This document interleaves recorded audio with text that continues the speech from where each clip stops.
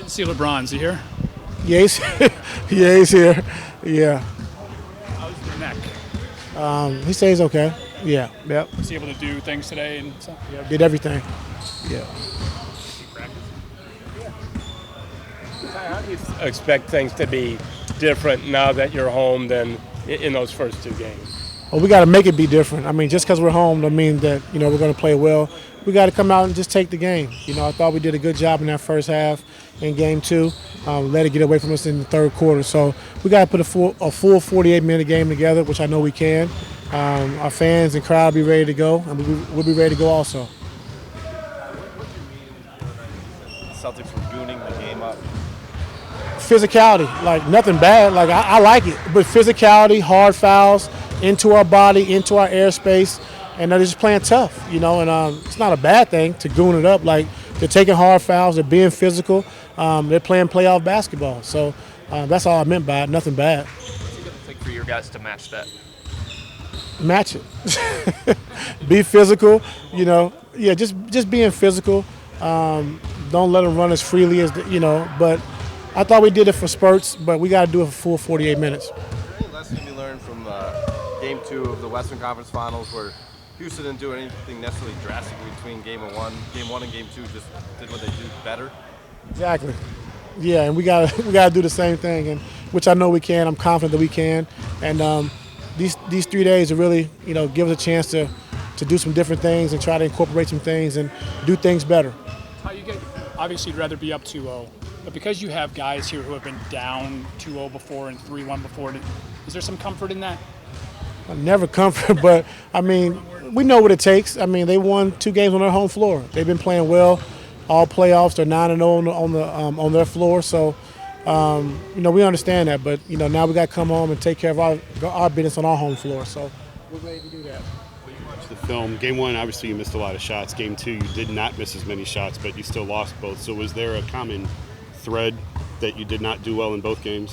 I think in Game 2, we started off the first half playing the right way. Had a couple turnovers down the stretch of the half that we didn't want, but then we took some bad shots. I thought we rush shots, and we got down 6 or 7, and we started playing like we were behind 25. So 6-7 point game in the playoffs is nothing.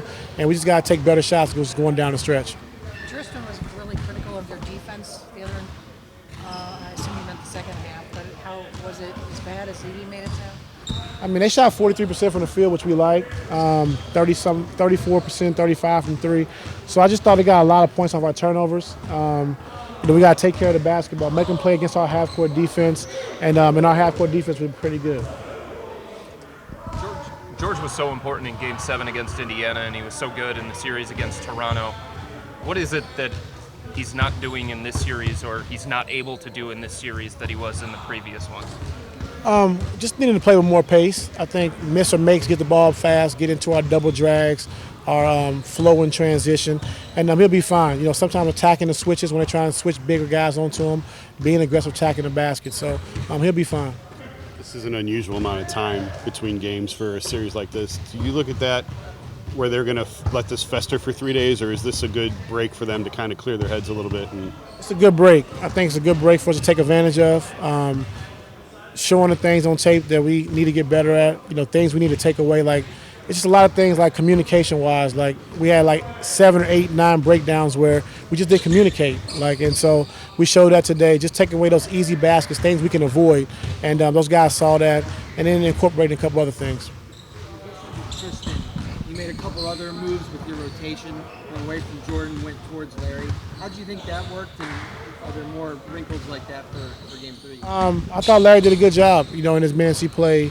Corver came off the bench, gave us a good spark, I thought, early on in that first half with his movement, his shot-making ability. So we'll see. What do you think, as a coaching staff, you can do with this discrepancy in guard play for 2 games?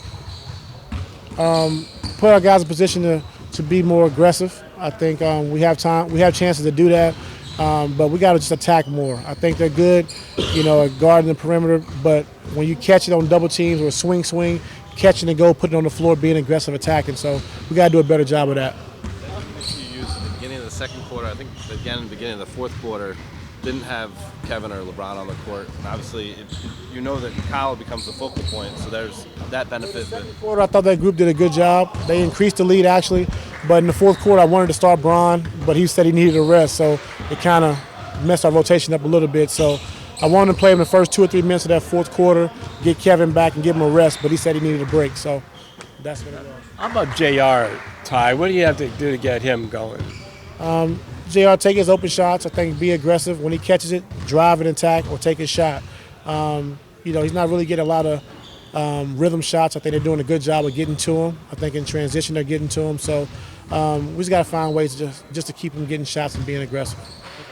The other night that he needed a break, and knowing how much of a burden he carries and how much intensity he has to expend for you guys, is that going to cause you to stagger Kevin and LeBron moving forward? We usually try to stagger them, but the game kind of got away from us a little bit, and we kind of caught a groove towards the end of that third quarter. So, hopefully we could have rolled it out and then try to bring Bron back to start the fourth quarter. But he said he needed a break.